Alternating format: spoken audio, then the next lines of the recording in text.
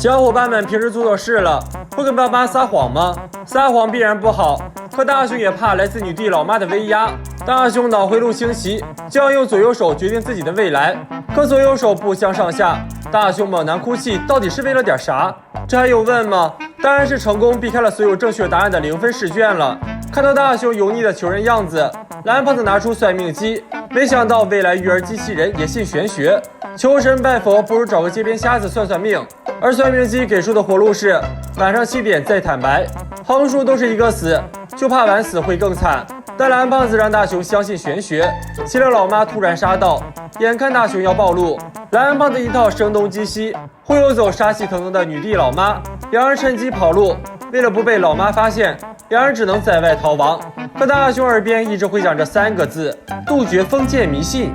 为了安抚大雄，蓝胖子决定用暴怒的胖虎做实验，可给出的答案竟是来上一脚。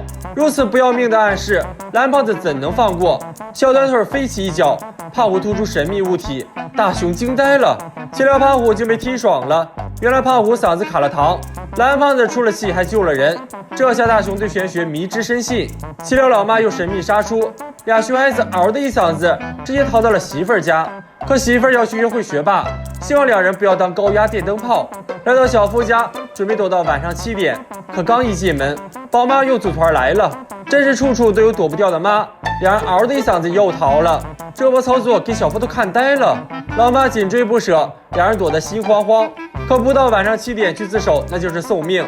岂料天降大雨，大雄只能再次求签算命。老妈回到家，可房间空无一人，可自己生的娃躲在哪里？老妈心里早有算计，眼看老妈要变恶鬼，大雄怂得像个小学生。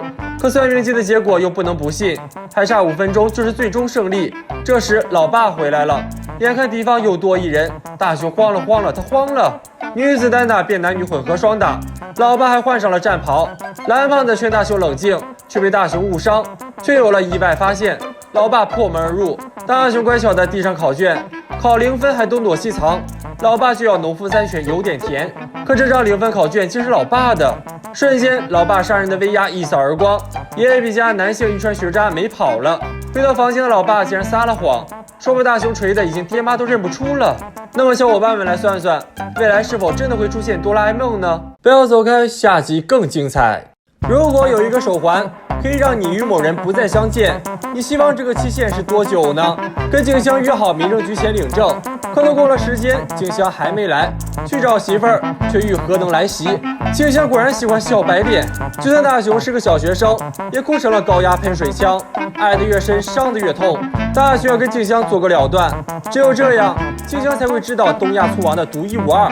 为了小学生的爱情，蓝胖子只好拿出错过雷达，这玩意儿本来是为了躲避胖虎用的，只要双方佩戴上，月老的红线都得失灵。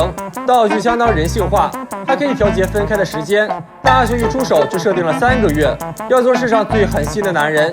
看到静香远远走来，大雄精准投射，一发命中，这样就能与媳妇儿完美错过了。大雄决定看看道具效果，雷达启动，平地摔，再加掉手绢，这就错过了命中注定之人。大雄开始发情了，幻想着3个月后，静香哭着说：“宝儿，我输了3个月的夜，输的都是想你的夜。”大雄回到家，老妈却送来了何能来袭。不是静香不要大雄，而是大雄记错了领证时间，火急火燎冲出家，可这朱孤生的手环却怎么都摘不掉。原来不到时间休想脱单，大雄慌了，眼看媳妇儿就在眼前，货车却没眼力见。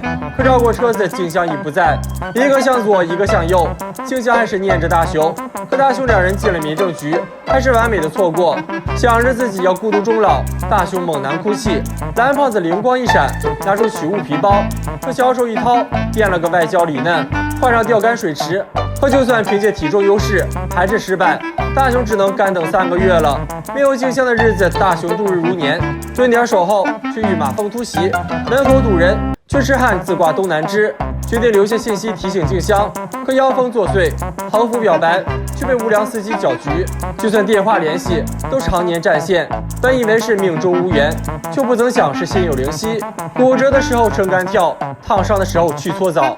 3个月的时间，足够静香爱上学霸了。为了不让自己住孤生，大雄只能使出最油腻的求人手法，让蓝胖子拿出任意门，爱情就要主动，成败在此一举。蓝胖子拿出任意门，大雄赌上爱情，打开大门，一阵烟雾飘出。如果不出意外，又是那个熟悉的地方。手环脱落，雷达掉落，这就是爱的力量。大雄还在发情，可静香却重拳出击，还送了个盆儿。蓝胖子拿起手环一看，腰瘦了，明明设定的是3小时。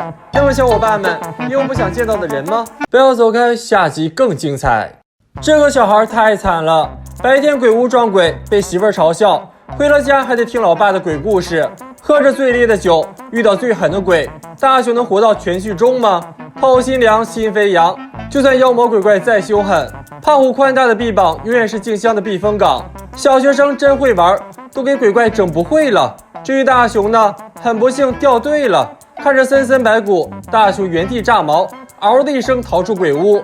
烫伤的时候去搓澡，骨折的时候撑杆跳，小夫还要狠心撒盐，送上日本第一胆小鬼的称号。看着静香也学坏了，大雄猛然哭泣。蓝胖子真是心累，听说连媳妇儿都差点被拐走。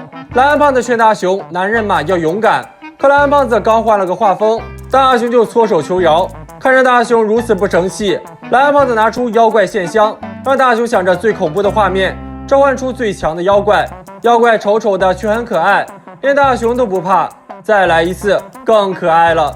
最后一次终于成功，好吓人呢！大雄吓得只露个屁股在外面。妖怪虽然看起来吓人，却也是个热心肠。对于整蛊胖虎一群人，这事一拍即合。可一听说剧本要求妖怪最后被大雄收服，再好说话的妖怪也不乐意。但万事好商量，没有什么是一个铜锣烧解决不了的。如果有，那就2个铜锣烧。如果想要吓得宝宝们回家找妈妈，那就要提前布局。可妖怪刚出门就神龙摆尾又钻了回去，美名其曰气氛不对。变成最潮妖怪后，妖怪开始自导自演布置场景，可这点时间去哪里找新鬼？大雄只能再次召唤。这么萌的妖怪，鬼看了都无语。大雄只能再来一次，然后就是重中之重的窗户了。首先散妖出动，把众人吓到窗边，窗户晃动，制造恐慌气氛。当众人聚成一团，主角团在闪亮登场。这突如其来的暴击，蓝胖子听了都得怕。一切准备就绪，就等众人入场了。岂料小伙伴们不走寻常路，竟从侧门杀了个出其不意。妖怪只能亲自出马，要来个铁背杀，可不是嗓门大就能唬人的。胖虎的胆子如同名字一样虎，竟用鞭炮炸鬼，都给大雄2人看呆了。没吓到小伙伴们，回到家还又遭到老爸的暴击。老爸讲起了自己的故事。那是一个月黑风高的夜晚，微弱的灯光下出现了头无脸鬼，不停地询问谁人是野比。老爸嗷的一声逃回家，岂料女鬼阴魂不散，老爸只好说出了谁是野比，那就是看视频的你。既然老爸出手这么狠，蓝胖子决定六亲不认，拿出害怕现香，要父慈子孝，让老爸体验人间险恶。岂料老爸也是个老油条，无意间的一扇，烟雾却进了大雄2人的嘴，一波反杀玩得相当漂亮。看着老爸身后的气球长出了獠牙，2人差点原地去世。一波未平，一波又起，比妖怪还恐怖的存在出现了。250斤的胖子嗷的一嗓子起在了大雄头上，逼出成了2人最后的避风港。可老爸为什么可以免疫现象的伤害呢？是老爸金钟罩铁布衫护甲太高吗？当然不是。大雄正在跟媳妇儿梦中约会，就听到一声凄凄惨惨的呼救声，壮着胆子下了楼与老妈会合。可这凄惨的声音竟然来自自称也比大胆的老爸。原来老爸不是免疫，只是反射弧有点长而已。那么大雄除了怕鬼还怕什么呢？